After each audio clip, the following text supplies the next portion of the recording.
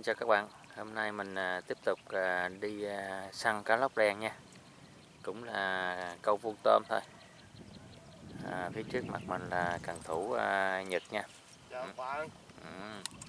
Hôm nay thì có 3 anh em đi câu.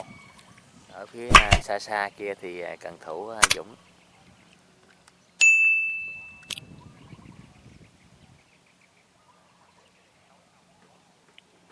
Đây là cần thủ Dũng nha.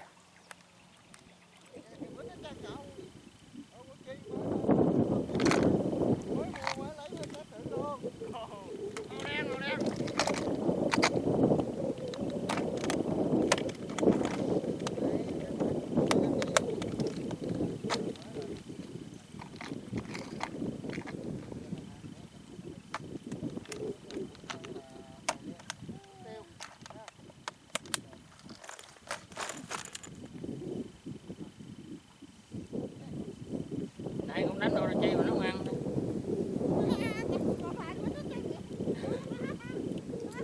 Bệnh hoạn.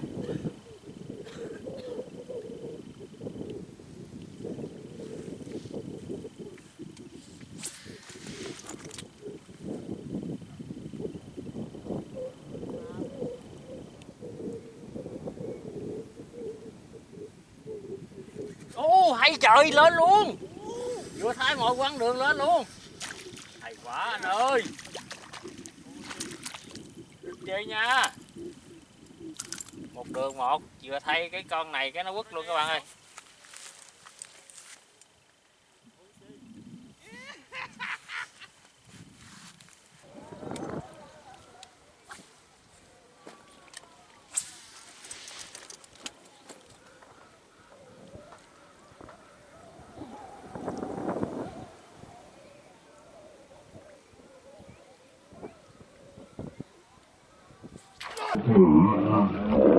Bắt hồn gì á. Nó hồn giật. Quá rồi ơi, quá đã ơi. Mới lên 1 ngàn thôi các bạn ơi. Ôi trời, làm anh rất là hồn giật. Khoảng 400 gram kìa các bạn. Liệu luôn trời. Ôi my god. Anh Vũ, anh có giật mình không anh Vũ? Oh my god. Không hỏi không? Mà động hai thằng cái đúp ló thảy đứng bên đây trò bên kia thảy dính cá đâu dám lôi. Dính cá đâu dám lôi đâu. Chết luôn à. Thinh à. Dính tin à. Đó, lên rồi các bạn ơi. Lên. Lên. Hay quá anh ơi. Hay quá anh ơi. Quá. Bự nha. Xanh tô luôn. Hay quá anh Em ơi. vừa lên bờ sức luôn. Hay quá anh ơi. Hả? Chùm lên. Quá hay em ơi. Đó, vậy là máy quay nè, nãy giờ không có bấm nút quay gì hết trơn. Mới lên hàng nha các bạn. Lên hàng nha, đây là Nhật mới lên hàng các bạn. Con spinner. Spinner con này khoảng 300g. Khoảng 300g các bạn. Ok. Hay quá em ơi. Đâu ra cái nón có hiểm không anh Vũ? Anh đi sáng người ta có đem nón đâu.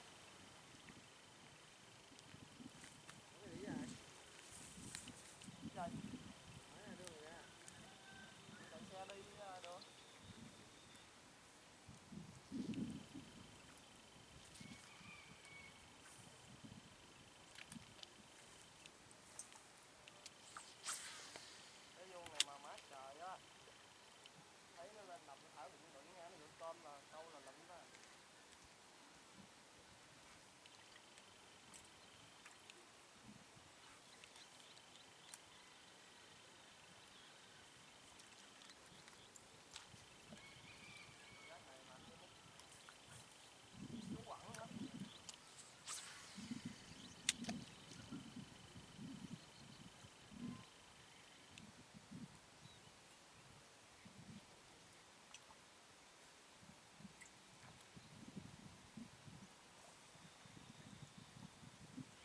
Chỗ lên ôi, lần này mà hết thảy rồi cô ơi. phút 90 ghi bàn. Ghi bàn phút 90.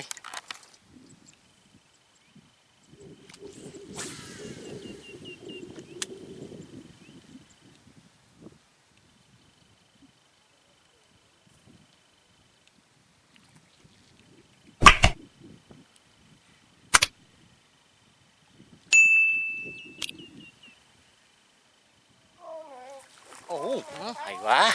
Quá, lên em ơi. Quá em ơi. Cũng khá nha. Quá đã. Khá nha các bạn. Ogochi, Đậu Đan. Đây bây giờ anh Phụng bán nha các bạn. Dạ.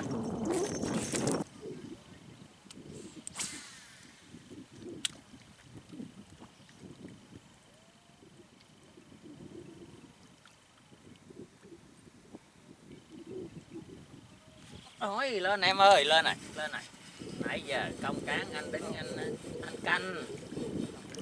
Hơi chậm tí các bạn ơi.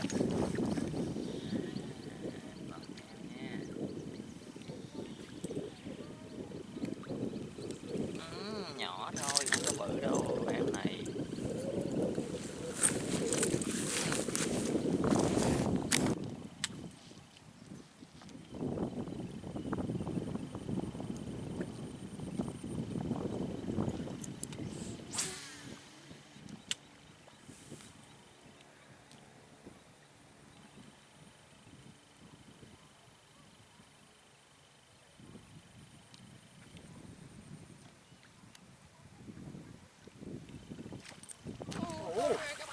Lên đó hả?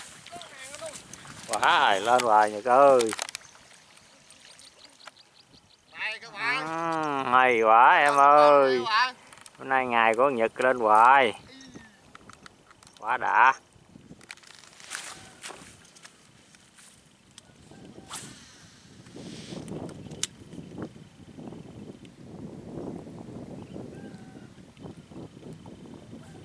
Ủa?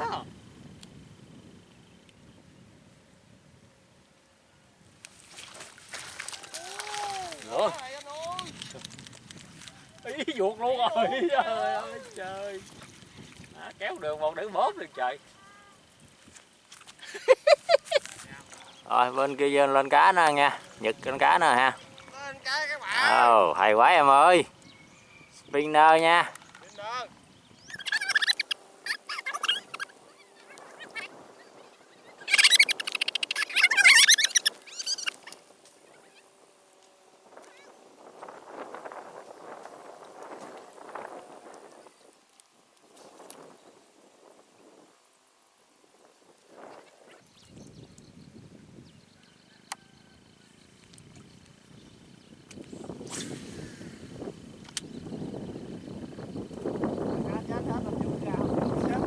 Lên nha các bạn. Bự rồi. Quá hay anh ơi. Quá hay. Bự rồi. Ồ.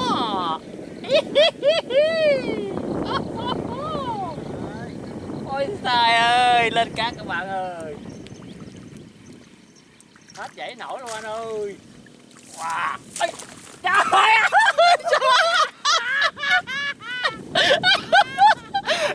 Trời, con cá bự của tôi. My God ơi, chết rồi.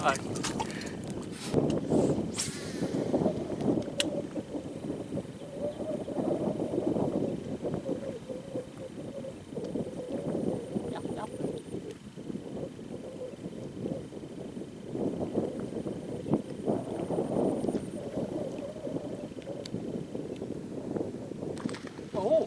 Quá bự à. Dưới nè. Kia lên cá bạn ơi. Ồ, đã quá. Quá êm.